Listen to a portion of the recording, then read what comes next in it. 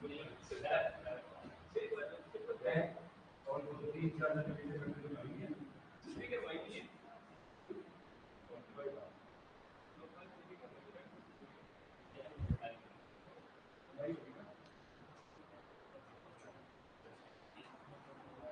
Evening everyone.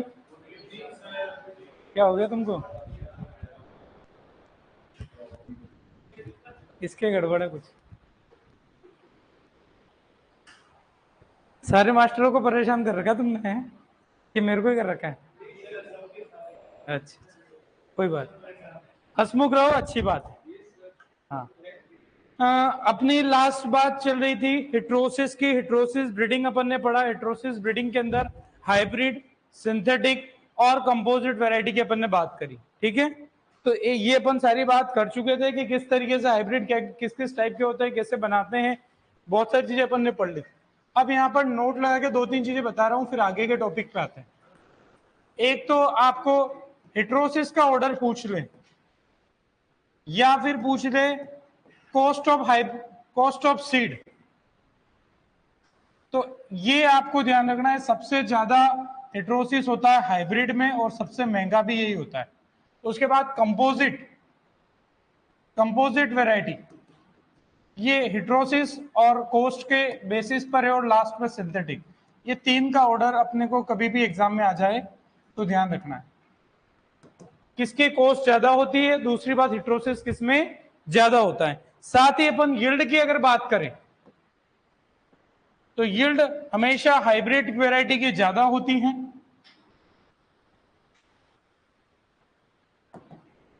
फिर second number पर synthetic और कंपोजिट दोनों को अपन एक साथ ले लेते हैं। सिंथेटिक एंड ऑलमोस्ट सेम होती है इनकी, सिंथेटिक एंड कंपोजिट वैरायटी। और थर्ड पे यानी कि हमारी नॉर्मल ट्रेडिशनल, जिन्हें हम ओपन पोलिनेटेड वैरायटी कह देते हैं, वो आपकी यील्ड उनकी होती है ओपीवी, ओपन पोलिनेटेड वैरायटी।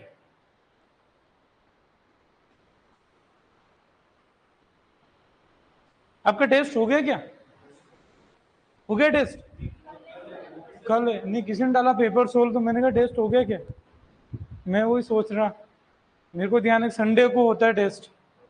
अभी टेस्ट हुआ ही नहीं होगा तो सॉल्व कहां से करेंगे, पहले सॉल्व करवा लो।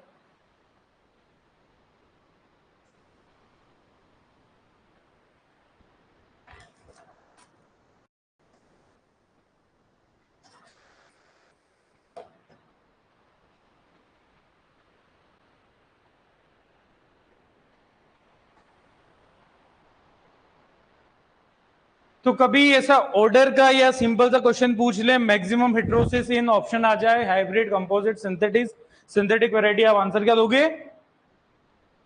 Hybrid variety. कोस्ट का भी पूछ लें तो सबसे ज्यादा हम जितना ज्यादा हिट्रोसिस उतना ही ज्यादा हम कोस्ट भी ध्यान रख लो उसकी सीड की होती है।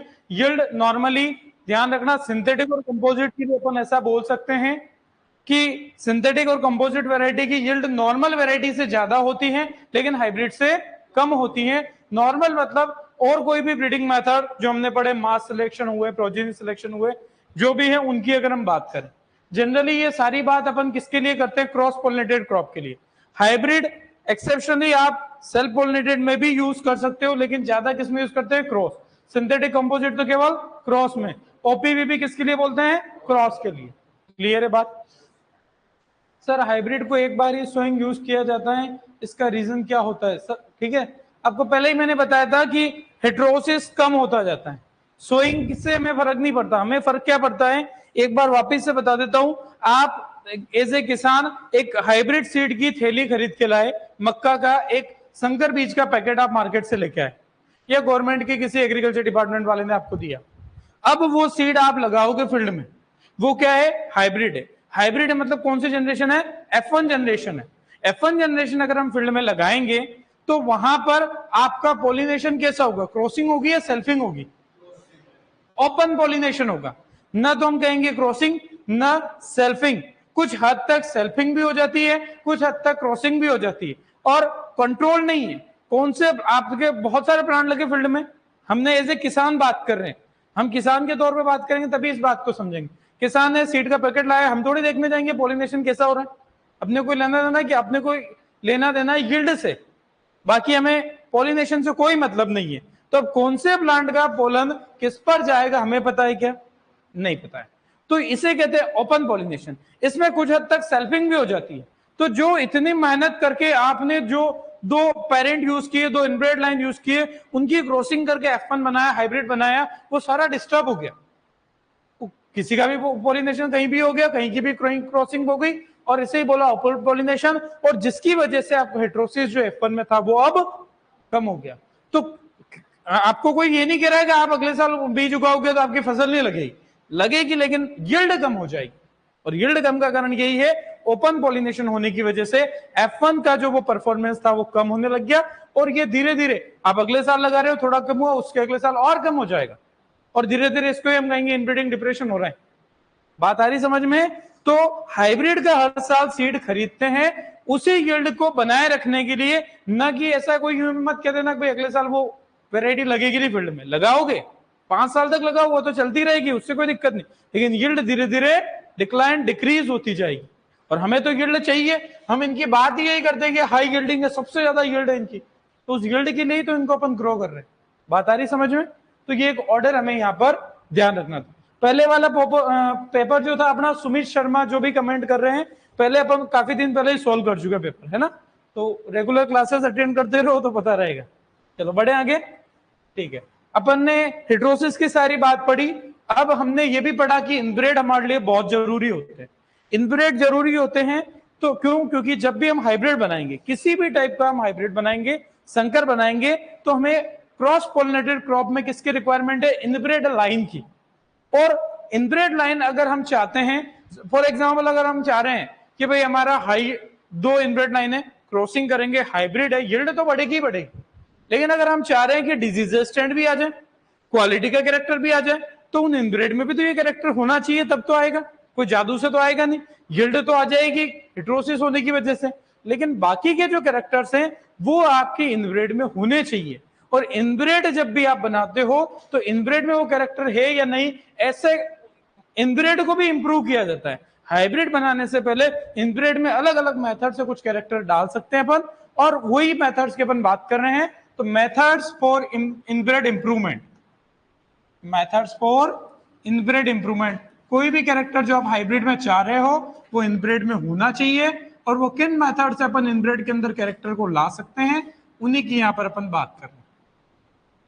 4 मेथड है, ज्यादा डिटेल नहीं, हल्का हल्का सा बात ध्यान रखेंगे। सबसे पहला मेथड है पेडिग्री मेथड का, हम यहां पर यूज कर सकते हैं, पेडिग्री मेथड।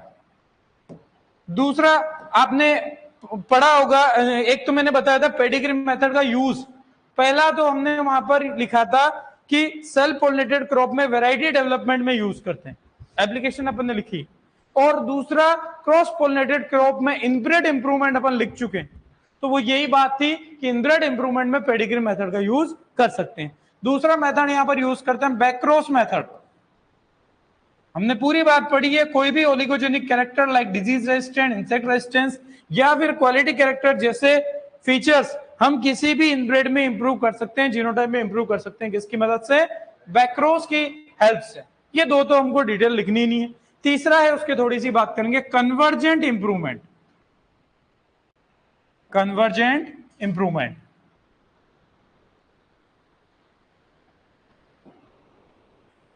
कन्वर्जेंट इंप्रूवमेंट की अगर बात करें तो इसे कहते हैं modified form of बैक्रोस।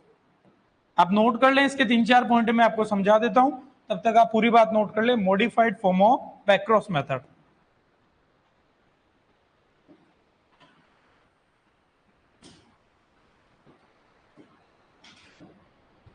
System of double back crossing.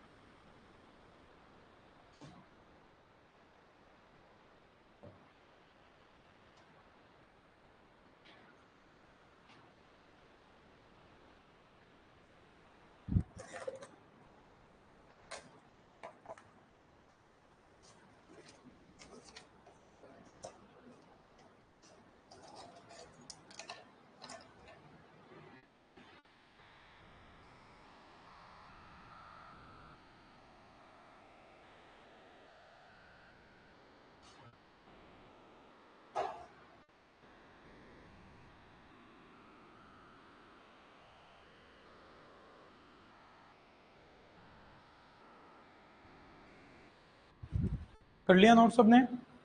आज कोई नया है जो पहली बार है क्लास में? कहाँ से? जयपुर से। बस इतना ही पूछता हूँ मैं, पर कोई नाम भी याद नहीं रहेंगे, कहाँ से ये भी याद नहीं रहेगा, पर पूछ लेता हूँ। अभी यहाँ आने से पहले आधे घंटे पहले मेरे पास एक बच्चे का कॉल आया था जो लास्ट ईयर अपने यहाँ से ऑनलाइन जुड़ा था और उसका 3rd रैंक के साथ आरसीए में सोइल साइंस में सिलेक्शन हो रखा है, एडमिशन भी हो गया। बड़ा कंफ्यूज चल रहा था वो, तो अभी उसने कहीं से मेरा नंबर लिए, मेरे पास फोन आया, बोले तो थोड़ा सा आपको इसलिए शेयर कर रहा हूँ क्योंकि ये आपके लिए कुछ सीखने को मिलेगा। और उसी लड़के का सिलेक्शन बीएचयू में प्लांट ब्रीडिंग जेनेटिक्स में भी हो गया, और बीएचयू में प्लांट ब्रीडिंग जेनेटिक्स मिलना कोई छोटी बात भी नहीं है, ठीक है। और उसका हो गया, और वो कंफ्यूजन में चल रहा है कि सर इधर सॉइल में रहूं या उधर प्लांट ब्रीडिंग जेनेटिक्स में जाऊं। तो फिर अभी फिर उसका मैं थोड़ी देर वही फोन पे काउंसलिंग चला मेरा 15 मिनट तक उसके साथ। तो उसको मैंने यही बताया, मैंने कहा पहले तेरा इंटरेस्ट बता दे, तेरे सब्जेक्ट में किसमें। दो बच्चों की दो चीजें होती, एक तो कॉलेज चाहिए साहब, आरसीए चाहिए, मेरे को यहाँ मजे करने फतेह सागर घुमाओ, कुछ नहीं कर, ठीक है। आरसीए का बड़ा अपने चस्का लगा हुआ, अच्छी चीज है आरसीए, राजस्थान में आरसीए मिले बहुत अच्छी चीज है और मिलना चाहिए, लेकिन अपनी बीएचयू से कंपेयर नहीं कर पाएंगे अपन। बीएचयू है यार, आप पन्नगर आईआरआई से आरसीए को कंपेयर थोड़ी करोगे। बीएचयू एक क्वालिटी देता है। दूसरी बात सब्जेक्ट, तो बहुत सारों का सॉइल साइंस में इंटरेस्ट होता है, अच्छी बात है, सॉइल साइंस में AARO की बहुत अच्छी वैकेंसीज आई, लेकिन आगे भी आएगी कोई गारंटी नहीं है। गवर्नमेंट में अलग से तो कोई डिपार्टमेंट खुला नहीं था कि धड़ल्ले से वैकेंसी आ जाए। बच्चों की एक हमेशा सोच हो जाती है कि जिसमें वैकेंसी आ रही उसमें घुस गए। लेकिन आपको बता दूं कि एग्रोनॉमी और प्लांट ब्रीडिंग जेनेटिक्स सदाबहार सब्जेक्ट रहे, सालों से, जिन पर बच्चों की पहली priority first top rankers agronomy और प्लांट ब्रीडिंग को उठाते थे। और प्लांट ब्रीडिंग तो वही जाने की कोशिश करता है जिसका थोड़ा सा हो जाता है कि यार मैं को इंटरेस्ट है और ये सब्जेक्ट में कर लूंगा, ये तो बच्चा थोड़ा डर जाता है। अपने वाले बेच वाले बच्चे हिम्मत कर लेते हैं क्या थोड़ी बहुत, क्योंकि बहुत सारे यहाँ पढ़ लेते, ठीक है। तो आगे उसको एमएससी कर लेगा तब तक कहीं तकलीफ नहीं आएगी, इतना मैं कह रहा हूँ। वो पूरी एमएससी करा तब तक अपना नोट बहुत उसको हेल्प करेगा, ठीक है। तो ये कहने का मतलब था, फिर उसको मैंने थोड़ा समझाया, फिर मैंने कहा उसकी बात से मुझे लग गया, मैंने कहा तेरा जो है, तेरे को ऊपर जाना है ना कि नीचे आना है। वो किसी प्राइवेट कॉलेज का ही था, बीकानेर का, ठीक है। उसने मुझे कुछ बताया भी, नाम था सनोज कुमार करके लड़का, हाँ मुझे एग्जैक्टली कॉलेज का नाम नहीं पता है। वो प्राइवेट का जब इतनी अच्छी रैंक ला रहा लड़का, तो मैंने कहा भाई तू नीचे मत रुक, आरसीए बीएचयू जा। और उसने बोला सर मैंने एडमिशन ले भी लिया है, पर कंफ्यूजन अभी भी चल रहा था, और आपने बोला अब मेरा क्लियर हो गया, मैं आरसीए की बजाय बीएचयू प्लांट ब्रीडिंग जेनेटिक्स में जा रहा हूं। मेरे को उसका फोन आया, सुन के बड़ी खुशी मिली। मैंने कहा यार चलो कोई बच्चे बीएचयू तक भी अच्छी अच्छी जगह पे, ऐसा नहीं पहली बार जा रहे, बहुत सारे गए, लेकिन मेरे से कॉन्टेक्ट कम हो पाता है, और अच्छा लगा। और आप लोग भी ऐसे ही अगले साल कोई फोन करो, मेरे को उम्मीद रहेगी, ठीक है। करोगे क्या सर, आईआरआई में जाऊंगे, आरसी में जाऊं कि बीएचयू में जाऊं, पन्नगर जाऊं, ऐसा जरूर होगा। बिल्कुल प्री पीजी में 3rd रैंक थी, देखो बच्चे रैंक भी उसकी पहचान लिए, ठीक है। चलो, तो आपको इससे सीखने का मेरे को इतना सा देना था कि जब बच्चे 3rd रैंक वाले, फर्स्ट रैंक भी बच्चा यहीं से था, मुझे नाम याद नहीं, अशोक के कोई आई थिंक, ठीक, हाँ। तो जब वो बच्चे इतने अच्छी रैंक ला रहे हैं, बीएचयू जा रहे हैं, और सीयूटी का रिजल्ट उसको अभी भी वो भी इंचार्ज, तो बहुत अच्छी ग्रोथ कर रहे हो। कोई फर्क नहीं पड़ता आप प्राइवेट कॉलेज से हैं या कहां से आपने पढ़े, अभी आप कहां पढ़ रहे हो ये मायने रख रहा है। आप कितनी मेहनत आप कर रहे हो वो आपका फ्यूचर डिसाइड कर देगा। आज कितने मोबाइल अपन चला रहे हैं, इंस्टाग्राम चला रहे हैं, रील बना रहे हैं, नहीं बना रहे हैं, डाल रहे हैं, बात आ रही समझ में, ठीक है। आजकल इंस्टाग्राम भी समझदार हो गया, उसने एक टाइमिंग फिक्स कर दी कि ज्यादा फोन चला रहे हो तो आप टाइमर डाल सकते हो, 10 मिनट का डाल दो, अगर चलाते ही हो पहली बात तो चलना ही मत, फोन बंद कर देना। वो उसको पता है कि लोग आजकल काम धंधा छोड़ के सब मोबाइल चला रहे हैं, तो उसने टाइमर, मैंने खुद ने डाल दिया 10 मिनट का, 10 मिनट से ज्यादा होता है तो बंद कर देता है वो, ठीक है। तो ऐसा काम कुछ करना, पहली बात अपने मोबाइल से बहुत दूर। आज मोबाइल के पास रहोगे तो फिर वो या तो मोबाइल की दुकान चलाएंगे फिर अपन, ठीक है। तो अपने को उस तरफ नहीं जाना, अपना बहुत अच्छा करियर बना सकते एग्रीकल्चर में, बहुत अच्छे। बाकी सब वो पटवारी की ना, आप देखोगे एलडीसी में क्या भीड़ लगी है, एग्जाम होते हैं तो मेरे को कॉलेज के बाउंड्री वॉल पे बच्चे सोते दिखते हैं जब एसआई के पेपर होते हैं। अपने एग्रीकल्चर में इतनी भीड़ तो नहीं है ना, तो फिर अपन चाहे जहां पहुंच जाएंगे, ठीक है। तो ये अपन यहां पर कुछ मेथड्स की बात कर रहे थे। इसमें अगर बात करें तो methods for inbred improvement, inbred कभी भी इंप्रूव करना है तो उसके कुछ मेथड है। सबसे पहला पेडिग्री मेथड, जो कि जनरली वैरायटी डेवलप करने के लिए सेल्फ पोलिनेटेड क्रॉप में यूज होता है, हमने पढ़ा है। लेकिन क्रॉस पोलिनेटेड में इनब्रेड इंप्रूवमेंट में इसका यूज करते हैं, वो वहां भी लिखा था अपन। दूसरी बात बैकक्रॉस मेथड, कोई भी जीनोटाइप जिसमें कोई ओलिगोजेनिक, कोई एक पर्टिकुलर कैरेक्टर आपको इंप्रूव करना है जो ओलिगोजेनिक है उसको, तो उसके लिए हम बैकक्रॉस यूज करते हैं, तो ये अपने को ध्यान रखना है। तीसरा मेथड है कन्वर्जेंट इंप्रूवमेंट। कन्वर्जेंट मतलब एक साथ कोई चीज इकट्ठी हो, तो यहां पर है पहली बात तो इसे बोला मॉडिफाइड फॉर्म ऑफ बैकक्रॉस मेथड, इसे बोला है system of double back crossing. For example यहां पर मैंने ए और बी दो इनब्रेड लिए, इनको इंप्रूव करना था, पर मैंने कोई F1 जनरेशन बनाई, अब इसका बैक क्रॉसिंग मैं इधर भी कर सकता हूं, इधर भी, एक तरफ की तो बैक क्रॉस मेथड, लेकिन system of double back crossing, तो यहां पर आपके दोनों ही use to improve two inbred line simultaneously, A और बी दोनों इनब्रेड लाइन को एक साथ हम इंप्रूव कर सकते हैं, उस मेथड को बोला है कन्वर्जेंट। एक साथ बहुत सारी चीजें हो तो कन्वर्जेंट, ठीक है, और जहां इकट्ठा होने की बात हो, ठीक है। मॉडिफाइड फॉर्म ऑफ बैकक्रॉस, एक तरफ करे तो बैकक्रॉस थे, तो ये उसी का कुछ मॉडिफिकेशन हो गया, तो इसे हम सिस्टम ऑफ डबल बैकक्रॉसिंग भी कहते हैं। इसको मेथड को प्रपोज किया रीचे साइंटिस्ट ने, साल नहीं भी याद रहे कोई चिंता नहीं। उसके बाद एक मेथड और है गैमेट सिलेक्शन, कोई डिटेल हमारे काम की नहीं है, हम सिलेक्शन करते हैं उसमें सुपीरियर गैमेट्स वाले को सिलेक्ट करते हुए हम आगे बढ़ते हैं, तो ये गैमेट सिलेक्शन मेथड जो किसने दिया, स्टेडलर ने। साइंटिस्ट आप ध्यान रखने हैं, ईयर नहीं भी याद रहेगा तो चलेगा। तो चार मेथड, इसमें स्पेशली दो तीन चीजें बताई, कभी कभी एग्जाम में क्वेश्चन बन जाते हैं, तो ये मेथड कौन कौन से इनब्रेड को इंप्रूव कर देंगे। इनब्रेड इंप्रूव करना बहुत जरूरी है, क्योंकि आप उन्हीं का यूज करके हाइब्रिड बना रहे हो, ठीक है भाई। आपके टीचर आपको पढ़ा रहे, अगर टीचर को नॉलेज नहीं है तो आपको क्या पढ़ाएगा, ऑब्वियस ही बात है। तो जब वो इनब्रेड जो हाइब्रिड बना रहा है, इनब्रेड के पास ही अगर अच्छे कैरेक्टर नहीं है तो वो हाइब्रिड कैसे अच्छा बनेगा। क्लियर है बात, बढ़े आगे, चलो ठीक है। ये कुछ अपने हेट्रोसिस से रिलेटेड चीज थी जो अपने काम की यहां पर थी। अब अपन आगे आते हैं, कुछ ऐसे तीन चार मेथड की बात करेंगे जो हम उनको कहते हैं population improvement approaches. Population improvement approaches, इन मेथड के अंदर हम कोई वैरायटी बनाने का काम नहीं करेंगे, हम पूरी की पूरी पॉपुलेशन को, प्लांट की, उसको इंप्रूव करने का काम करेंगे।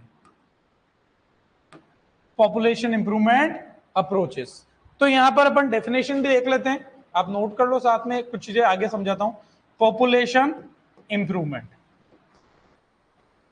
समष्टि सुधार हिंदी में कह सकते हैं इसको।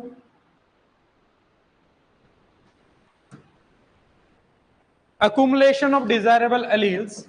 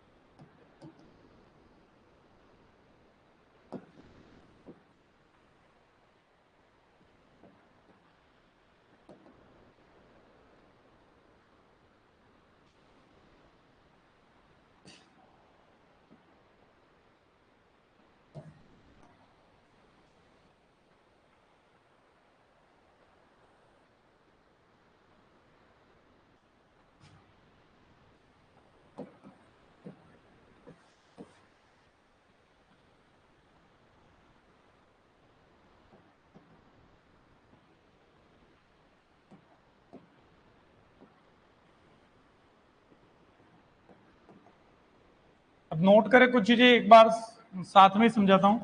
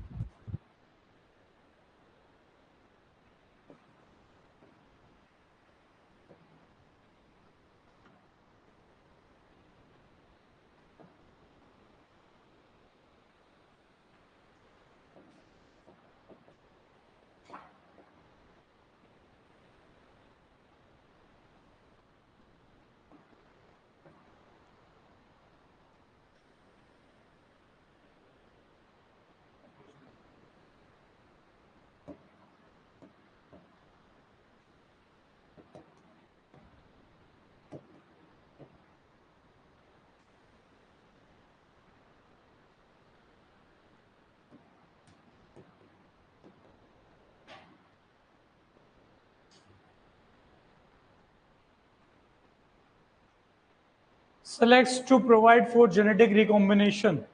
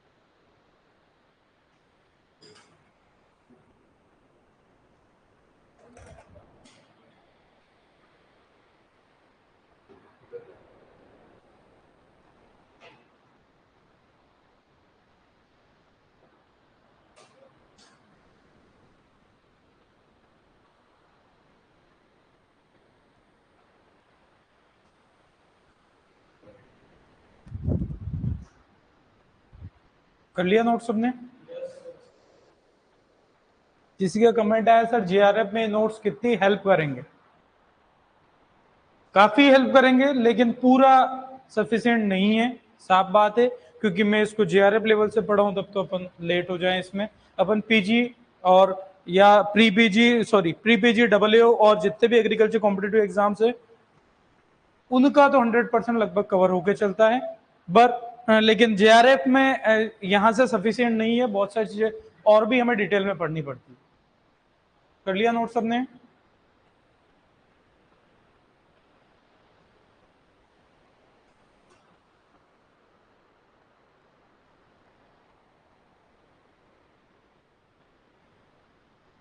क्या हो गया तेरे को?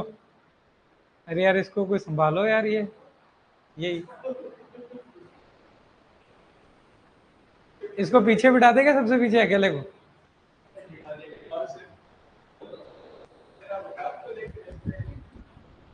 अभी लास्ट हम बात करेंगे। कर लिया नोट सबने? ठीक है, यहां पर बात करें तो अपन जो ये यहां पर कुछ 4 मेथड की बात करेंगे। वो 4 ब्रीडिंग मेथड्स वो ब्रीडिंग मेथड है जो हम कोई वेराइटी डेवलप करने के लिए यूज नहीं कर रहे हैं, इनको हम यूज करते हैं कोई हमारे पास ऑलरेडी वेराइटी है उसको ही हम इंप्रूव करना चाह रहे हैं, या फिर आपके पास जीनोटाइप्स है उनको इंप्रूव करना है। तो इस चीज को बोलते हैं पॉपुलेशन इंप्रूवमेंट। क्या बोलते हैं? Population improvement, accumulation of desirable alleles in a population through various breeding methods। कोई पॉपुलेशन है हमारे पास, कोई जीनोटाइप है, उसमें डिजायरेबल एलील बढ़ते जाए ऐसा हम चाहते हैं। तो ऐसी कुछ अप्रोचेस है जिसमें सबसे इंपॉर्टेंट मेथड है पहला, जिसे कहता है रिकरेंट सिलेक्शन। पहला तो क्वेश्चन यहां से ये बन जाता कई बार, which one of the following is not a population improvement breeding method. आपके जितने हमने दूसरे मेथड पढ़े वही ऑप्शन में मिक्स कर देगा, तो हमें यहां पे जो मेथड पढ़ेंगे वही केवल पॉपुलेशन इंप्रूवमेंट में काम आएंगे, दूसरे नहीं आते हैं। ठीक है, तो ये अपने को ध्यान रखना है। इसमें हम पहला बात कर रहे हैं रिकरेंट सिलेक्शन। रिकरेंट का मतलब हिंदी में कहते हैं आवर्तक, जो चीज बार बार होती है।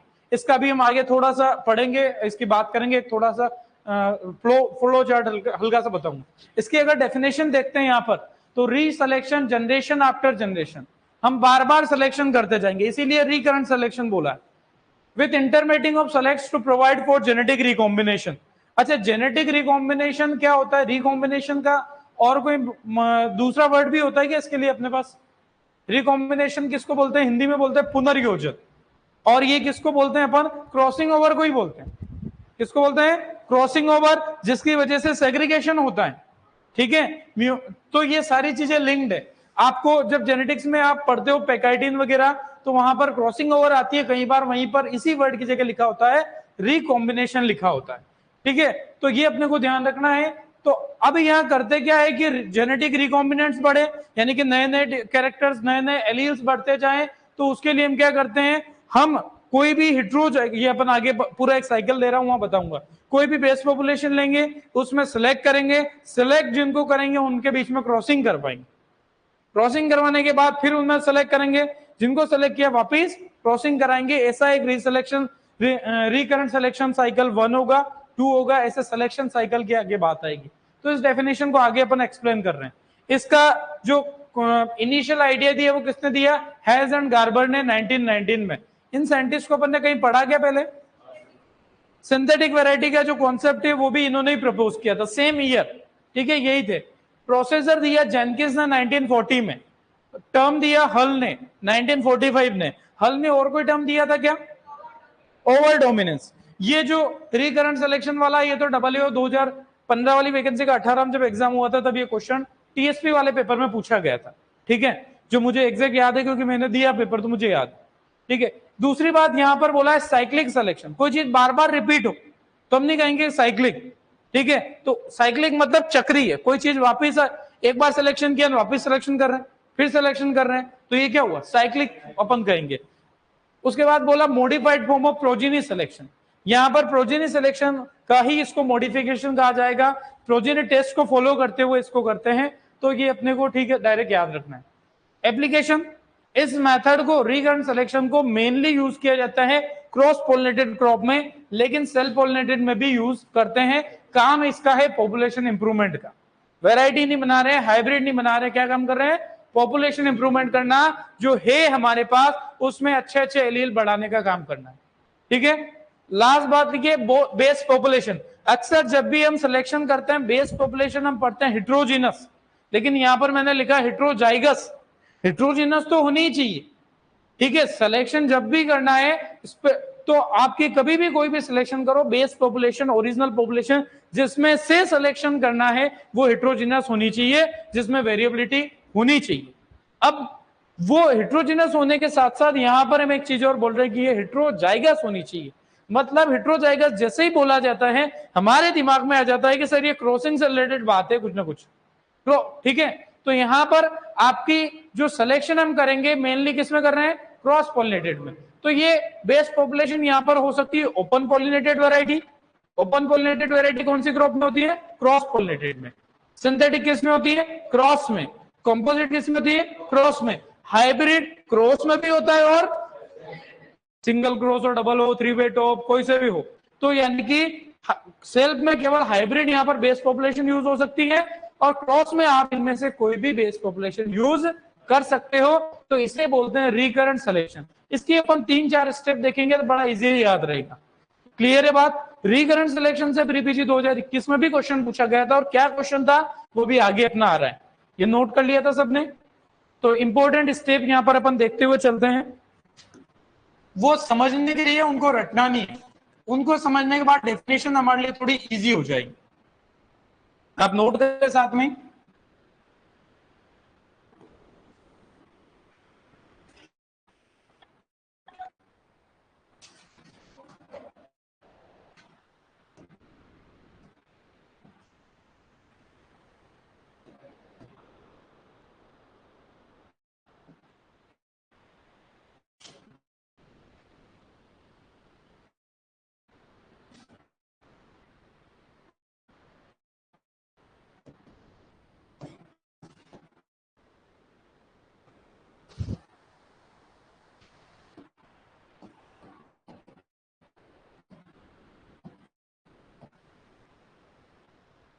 इस पॉपुलेशन इंप्रूवमेंट का सबसे इंपॉर्टेंट मेथड ही रिकरेंट सिलेक्शन है, तो थोड़ी डिटेल ही उसी की हम बात कर रहे हैं।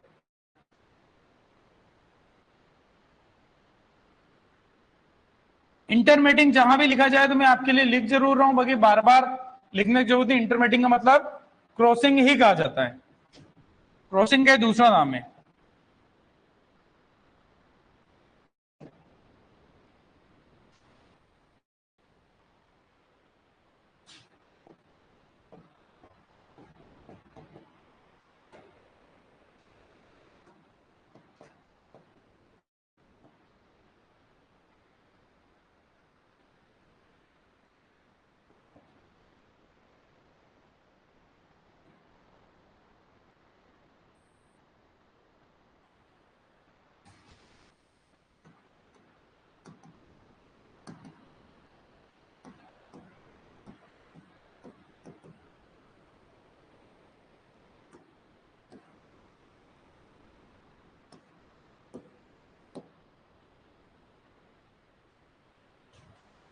इसको नोट करो, फिर इसको हल्का समझा देता हूं, उसके बाद डेफिनेशन बड़ी इजी हो जाएगी। डेफिनेशन के लिए ही ये प्रोसेसर लिख रहा हूं।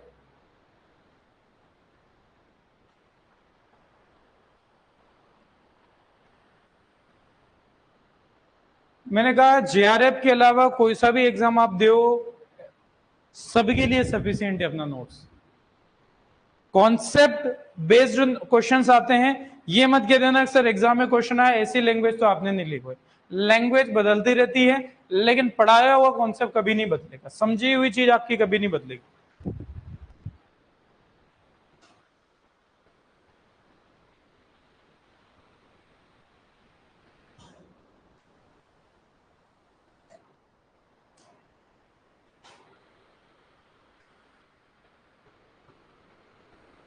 किया नोट? क्या कर रहे तेरा? तुम लोग बड़े लकी हो, मैंने बताया होगा थोड़े दिन पहले कि आज से लॉकडाउन से पहले जो मेरे पीजी के बैच चलते थे उनमें जेड के, अब ये बहुत माहौल बदल गया, नहीं तो धमाधम बजती थी, क्वेश्चन पूछते थे, आनंद आता था। अब वो आनंद नहीं आ पाता है। अब ऑनलाइन वाले भी है, आप भी हो न, अब क्या फिर क्वेश्चन आते ही 10 मिनट तो क्वेश्चन का सिलसिला चलता था क्लास में, और उससे छोरे पढ़ के भी आते थे, और रिजल्ट तो आज भी बढ़िया आ रहे, कॉलेज को पढ़ के सीटें बढ़ती जा रही है, लेकिन थोड़ी सी क्या बोलते हैं अपन, एक्टिवनेस, मजा आता था पढ़ने का, और ऐसे बार बार हंसी नहीं आती। ठीक है क्योंकि वो शुरू में आते ही, चलो ठीक है, कर लिया नोट ये सबने? इधर देखो ध्यान से, जो हमने डेफिनेशन पर हम आ रहे हैं वापिस। पहले अपन समझे कि कैसे रिकरेंट सिलेक्शन में आपका सिलेक्शन होता है। ये इतनी 4 स्टेप में मैंने बोला ओरिजिनल सिलेक्शन साइकिल, ऐसा 1 2 3 बार बार सिलेक्शन होता है तो उसको बोलते हैं रिकरेंट सिलेक्शन। हम एक बार समझ ले, बार बार तो सेम रिपीट होना है। तो पहली बात में क्या किया, selection of superior plants from heterozygous population. Heterozygous based population है, हेटेरोजाइगस बात समझा दी, यहां पर क्यों यूज हो रही है, ठीक है, क्योंकि ये क्रॉस के अकॉर्डिंग मेनली है। हेटेरोजाइगस के लिए अगर हम बात कर रहे हैं तो सुपीरियर प्लांट ने आपने सेलेक्ट कर लिए, फील्ड में लगी हुई हेटेरोजाइगस, कोई भी क्रॉस पॉलिनेटेड क्रॉप की या फिर हाइब्रिड लगा हुआ है, उसमें से आपने सुपीरियर 5 15 20 प्लांट 100 प्लांट जो भी सिलेक्ट कर लिए। उनको जो प्लांट सेलेक्ट किए, अब उनमें सेल्फिंग करनी पड़ेगी, तभी तो उस प्लांट का सीड हमें मिलेगा।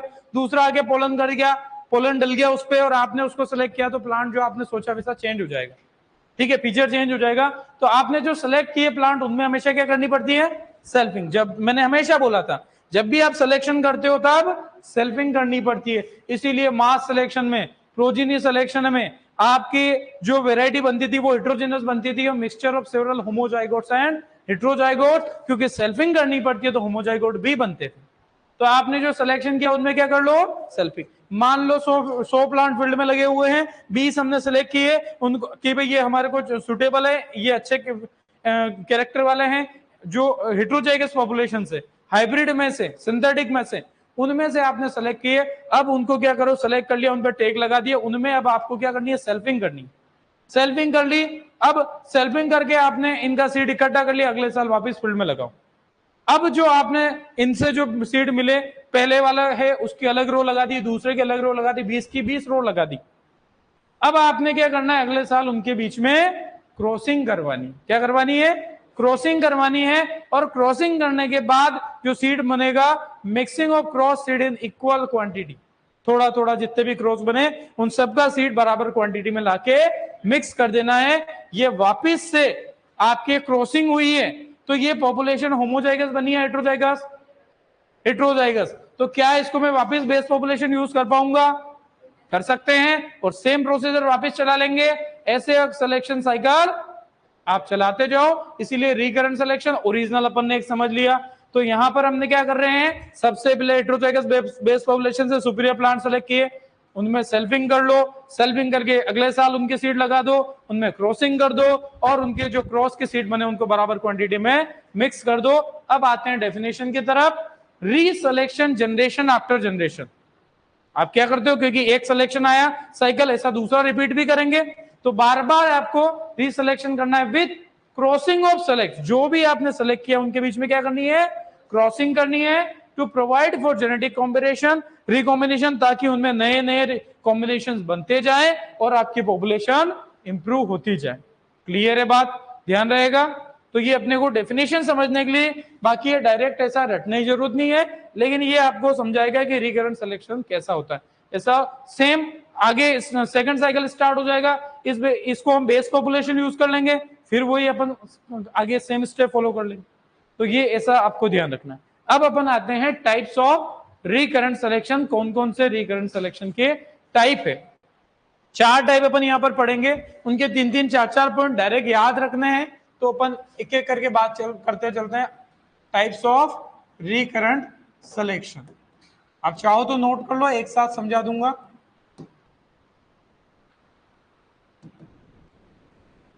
आरएस जहां भी लिख रहा हूं मतलब रिकरेंट सिलेक्शन रहेगा हमारे यहां पर।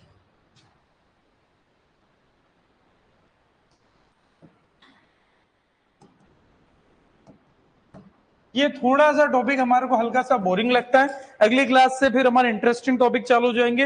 म्यूटेशन ब्रीडिंग और पॉलीप्लोइडी ब्रीडिंग की बहुत इंटरेस्टिंग और पढ़ने में भी मजा आएगा। ये हल्का सा थोड़ा अपना रहता है, लेकिन क्वेश्चंस प्री पीजी में पूछे गए हैं, तो हमारे लिए थोड़ा इंपॉर्टेंट भी है। गिने चुने 4-4 पॉइंट इनमें लिखाऊंगा, वो आपको एक बार समझा दूंगा, और फिर उसके बाद अपन याद ही रखेंगे इनको।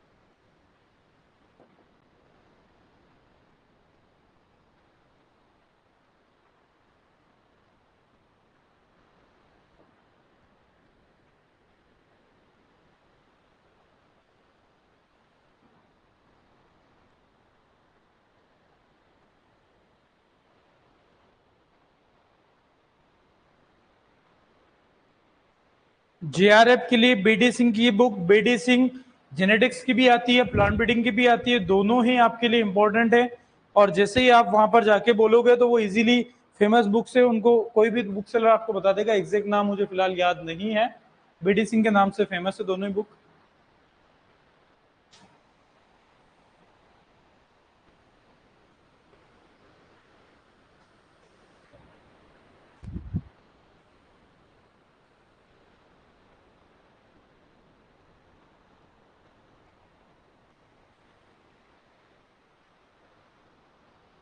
कर लिया नोट। तो यहां पर अपन सबसे पहला देखते हैं रिकरेंट सिलेक्शन का टाइप। गिने चुने 4 पॉइंट है जो अपने को ध्यान रखने हैं, और आगे वालों से पढ़ेंगे तो हल्का सा कंपैरिजन करके आप एक टेबल भी बना सकते हो आगे चाहो तो। कंपैरिजन करते हुए एक टेबल जो आप आज जाके घर जाके बना देना। तो अपने को एक बार बात करते चल रहा है सिंपल रिकरेंट सिलेक्शन या फिनोटाइपिक रिकरेंट सिलेक्शन।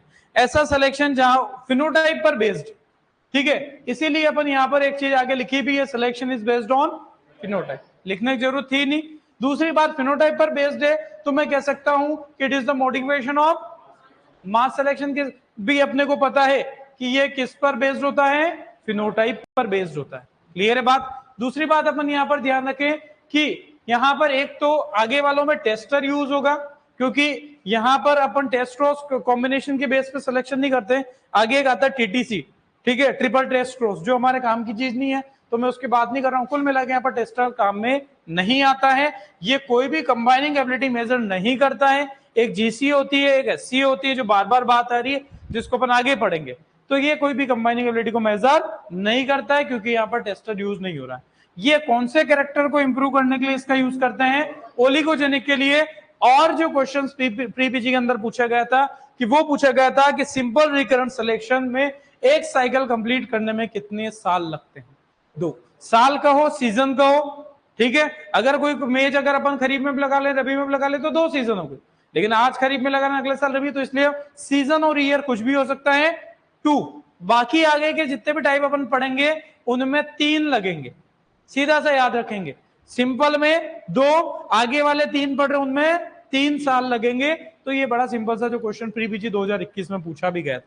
तो क्वेश्चन सिंपल है और सबसे इंपॉर्टेंट था, तो 3-4 चीजें अपने को याद रखनी। क्लियर है बात। चलो दूसरे पे आते हैं। सबने नोट कर लिया था RSGCA। RSGCA इसको कहता है recurrent selection for GCA, general combining ability.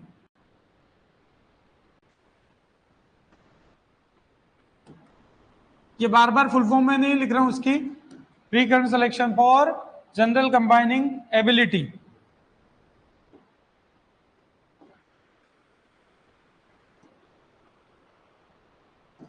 ठीक है, इसका एक नाम और भी हम ध्यान रखते हैं यहां पे, half sib recurrent selection with heterozygous tester. Half sib recurrent selection with heterozygous tester. इनकी डिटेल पढ़ो, बहुत है, लेकिन हमारे को ज्यादा जरूरत नहीं है तो हम ज्यादा डिटेल में बिल्कुल भी नहीं जाएंगे। 2 चीजें तो इन नामों में ही आ गई कि एक तो ये जो कंबाइनिंग एबिलिटी मेजर करेगा उसे हम क्या कहेंगे यहां पर, जो जीसीए को मेजर करेगा। दूसरी बात, यहां पर टेस्टर कैसा रहेगा, हेटेरोजाइगस। किसी ने कमेंट में पूछा सर टेस्टर क्या होता है। ठीक है, जब भी आप क्रॉस यूज करते हो तो एक लाइन और एक टेस्टर, एक डिजाइन होती है लाइन इनटू टेस्टर। अभी आपने जब एमएससी पीएचडी करते हैं तब आपको पढ़ने में आती है। फिलहाल इतना सा ध्यान रखें, जब भी क्रॉस यूज करते हैं तो आपको एक फीमेल पेरेंट और एक मेल पेरेंट की रिक्वायरमेंट होगी क्रॉस करने के लिए। तो जो मेल पेरेंट होता है उसको अक्सर हम टेस्टर कहते हैं। क्या कहते हैं, टेस्टर हम कहते हैं। तो ये अपने को ध्यान रखना है। ठीक है, तो यहां पर आपको बोला गया रिकरेंट सिलेक्शन फॉर जीसीए, और या इसका एक नाम और भी बोलते हैं हाफ सिब recurrent selection with heterozygous tester. ठीक है, हाफ सिप फुल सिप आगे और बता दूंगा, वैसे बता रखा है। यहां पर अब अपने को 2 चीज पता चला, कंबाइनिंग एबिलिटी कौन सी मेजर करेगा, GCA, measure general combining ability, GCA. दूसरी बात, यहां पर टेस्टर कैसा है, हेटेरोजाइगस है, हेटेरोजाइगस। और हेटेरोजाइगस हम नॉर्मली किस चीज को बोले कि कोई भी ओपन पॉलिनेटेड वैरायटी यहां पर टेस्टर के फॉर्म में यूज हो सकती है। तो यहां पर सिंपली अपन कह सकते हैं ओपीवी। ठीक है, टेस्टर कैसा, हेटेरोजाइगस, जो कि ओपीवी, ओपन पॉलिनेटेड वैरायटी यहां पर हो सकती है।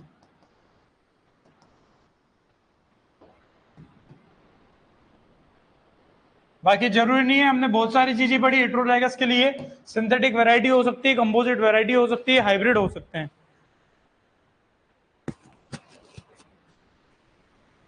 इसको मेजर की बजाय हम ऐसा लिखे टू इंप्रूव, तो ज्यादा बढ़िया रहेगा। उधर भी अपन ने जैसा लिखा to improve GCA and polygenic characters, वो पहला वाला कौन से कैरेक्टर को इंप्रूव कर रहा था, ओलिगोजेनिक को, अगले वाले ये पॉलीजेनिक के लिए काम में लेते हैं अपन। सिलेक्शन यहां पर बेस्ड होता है टेस्ट क्रॉस परफॉर्मेंस के बेस पर, क्योंकि अब हमारे पास टेस्टर है, पहले टेस्टर नहीं था तो फिनोटाइप के बेस पर सिलेक्शन किया, अब सिलेक्शन बेस्ड है टेस्ट क्रॉस परफॉर्मेंस पर। टेस्ट क्रॉस तो हम जानते ही हैं, सभी को पता है, पढ़ रखा है सबने टेस्ट क्रॉस, बैक क्रॉस।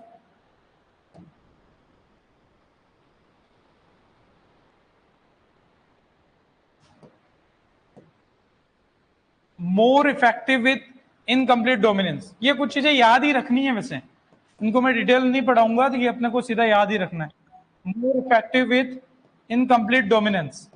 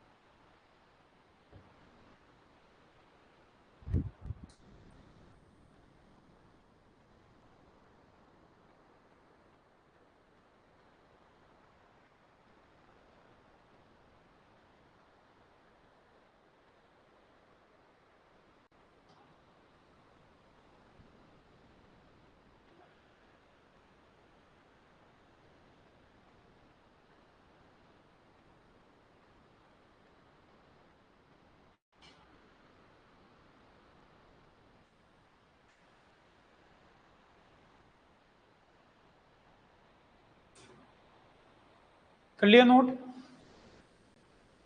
तो यहां पर भी अपने को सिंपल सा देखो चीजें एक तो ध्यान रखनी है, पॉपुलेशन इंप्रूवमेंट मेथड कौन कौन से हैं, जिसमें पहला रिकरेंट सिलेक्शन पढ़ रहे हैं, और दूसरी बात कौन कौन से रिकरेंट सिलेक्शन के टाइप है वो अपने को ध्यान रखना है, कहीं पर साइंटिस्ट आ रहे हैं तो वो ध्यान रखना है। इजी क्वेश्चन पीजी में पूछा गया था, वो आपको बता दिया मैंने, साल पे पूछा था। बाकी और जो क्वेश्चन 3-4 बन सकते हैं वही मैंने यहाँ पर लाया हूं, ज्यादा डिटेल बात नहीं कर रहे हैं। अब यहाँ पर दो चीजें तो पहले ही पता चल गई कि एक तो ये जीसीए को इंप्रूव करता है, जनरल कंबाइनिंग एबिलिटी, क्या है ये चीजें कुछ आगे पढ़ेंगे अपन, तो मैं फिलहाल उसके बारे में बात नहीं कर रहा हूं। पॉलीजेनिक कैरेक्टर सभी ने पढ़ रखे हैं, पॉलीजेनिक मैंने पढ़ा रखा है, तो ये पहला वाला जो मेथड था वो ओलिगोजेनिक कैरेक्टर को इंप्रूव कर रहा था, ये किसको करेगा, पॉलीजेनिक को। यहां पर टेस्टर हेट्रोजाइगस है, और वो हेट्रोजाइगस जनरली हम जो यूज करेंगे वो क्या यूज करेंगे, कोई भी क्रॉस पोलिनेटेड क्रॉप की या कोई भी ओपन पोलिनेटेड वैरायटी हम यहाँ पर यूज कर सकते हैं।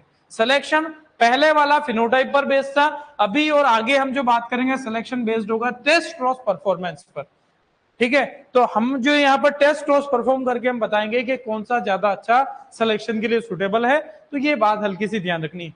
डायरेक्ट कोई क्वेश्चन नहीं आएगा, काम चीज क्वेश्चन आता है, एक तो इन दोनों पॉइंट पे जो इसी में आ चुका है, ठीक है, ऊपर नाम में ही आ गया। तीसरी बात, more effective with incomplete dominance. Dominance तीन तरीके की अपन बात करते हैं, कंप्लीट डोमिनेंस, इनकम्प्लीट डोमिनेंस और ओवर डोमिनेंस की हम यहां पर बात करते हैं। तो ये सीधा से ध्यान रखेंगे, इसमें इनकम्प्लीट डोमिनेंस के साथ ज्यादा इफेक्टिव है ऐसे कैरेक्टर जो इनकम्प्लीट डोमिनेंस वाले हैं। Associated with additive gene action, gene action के बारे में भी हम आगे पढ़ेंगे, अलग अलग तरीके के होते हैं, एडिटिव, नॉन एडिटिव। एडिटिव में भी फिर आप बात करोगे, एडिटिव में एडिटिव हो जाता है, नॉन एडिटिव में डोमिनेंस और epistasis. Combining ability, gene action वाली ये चीजें, ये मैं अलग से लास्ट में टॉपिक पढ़ाऊंगा, इसलिए इनको अभी अपन छेड़ते नहीं। जब आप उसको पढ़ लोगे उसके बाद ये चीज वापस देखोगे तो कोई मुश्किल लगेगा नहीं, और वो अक्सर क्वेश्चन आता नहीं है, लेकिन ये हमेशा बार बार चीजें आती है, तो उसको थोड़ा सा अपन एक क्लास में पूरा कवर करेंगे, जहां से अच्छा क्वेश्चन, हार्ड क्वेश्चन जो बन सकता है, कहीं बहुत सारे एग्जाम में बनने लग गए, तो वो अपन वही कवर करेंगे।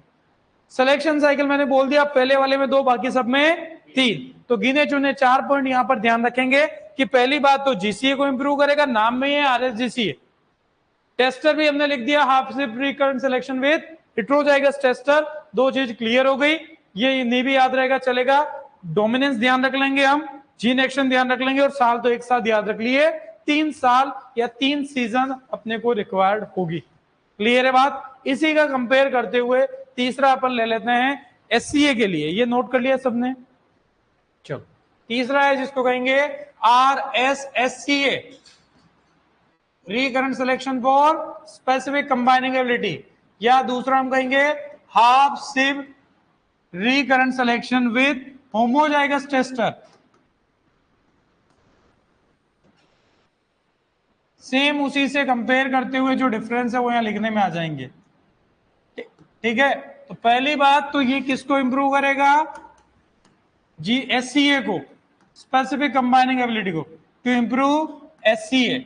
एंड पॉलीजेनिक कैरेक्टर्स ये भी इंप्रूव करते हैं, पॉलीजेनिक कैरेक्टर्स। दूसरी बात यहां पर टेस्टर है वो कैसा है, होमोजाइगस है, टेस्टर होमोजाइगस। और क्रॉस पोलिनेटेड क्रॉप में अगर कोई होमोजाइगस की चर्चा होती है तो वो क्या चीज होती है, क्या होता है होमोजाइगस क्रॉस पोलिनेटेड क्रॉप में, हमने जो बनाया इनब्रेड, इसके अलावा कोई होमोजाइगस नहीं मिलेगा। इनब्रेड क्या होता है, इनब्रेड। तो जनरली आपका टेस्टर यहां पर होमोजाइगस होगा और वो क्या होता है, इनब्रेड होता है। सिलेक्शन वही बेस्ड है किस पर, टेस्ट क्रॉस परफॉर्मेंस पर, selection based on test cross performance. तो ये तो कोई रटने वाली चीज है नहीं, बस थोड़ा सा पता रहे। पहले वाले में फिनोटाइप पर बेस्ड है, बाकी सब टेस्ट क्रॉस पर बेस्ड है।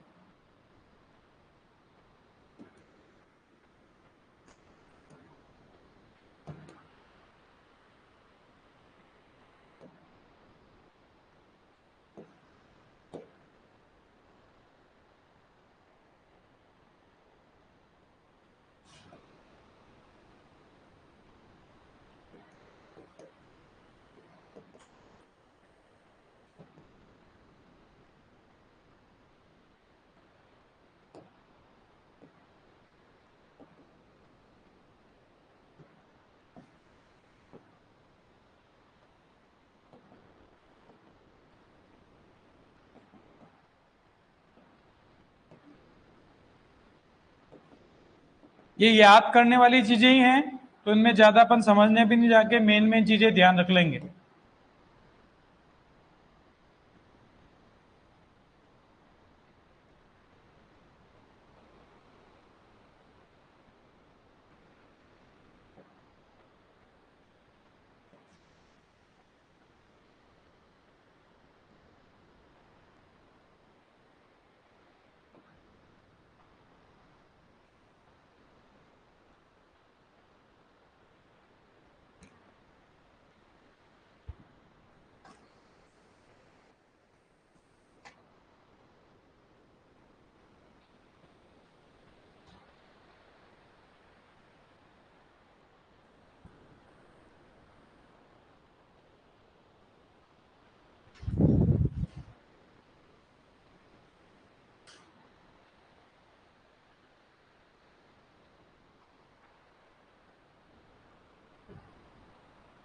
तो बड़ी आसान सा कंपेयर करते हुए अपन देख सकते हैं कि ये किसको इंप्रूव कर रहा है, एससी। एक तो नई चीज यहां पर ध्यान रखें, पॉलीजेनिक में तो पिछला भी था और ये भी है। टेस्टर हमने पहले ही कह दिया, नाम में पता चल गया, उसमें हेटेरोजाइगस था, इसमें होमोजाइगस। वहां ओपी भी हो सकता था, यहाँ इनब्रेड है। सिलेक्शन टेस्ट क्रॉस पर बेस्ड है, कोई खास बात नहीं है। वो मोर इफेक्टिव था इनकम्प्लीट डोमिनेंस के साथ, ये किसके साथ, ओवर डोमिनेंस के साथ। वो एसोसिएटेड था एडिटिव जीन एक्शन से, ही किससे एसोसिएटेड है, नॉन एडिटिव जीन एक्शन जिनमें हो। ये अपन आगे पढ़ेंगे भी। सिलेक्शन साइकिल उतने के उतने कितने साल ले रहा है, 3 साल ले रहा है। ठीक है, 4 पॉइंट हो रहे थे, टॉपिक अपना लिंक होकर कंप्लीट हो जाएगा, उसको अगले को भी ले लेते हैं। कर लिया, ये कर लिया था नोट सबने, हो गया था। चलो फोर्थ है आपको जिसको कहेंगे रेसिप्रोकल रिकरेंट सिलेक्शन। फिर इसके लिए था कि अपन डायरेक्ट अगली क्लास में अगली चीज शुरू कर पाएंगे। Reciprocal recurrent selection, recurrent selection with half.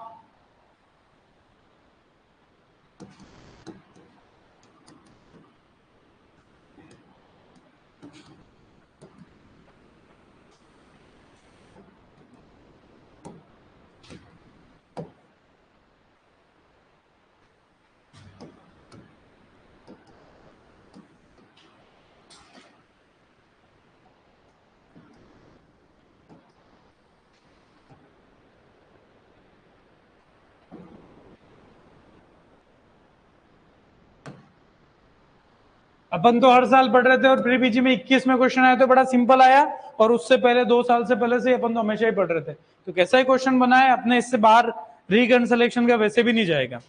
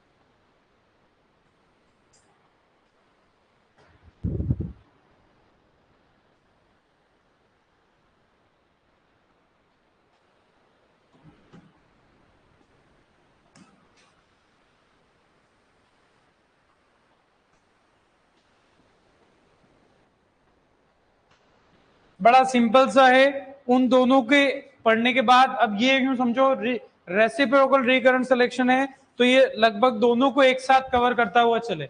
तो पहली बात यहाँ पर टेस्टर दो, यहाँ पर होमोजाइगस टेस्टर नहीं है, ये जरूर ध्यान रखना पड़ेगा।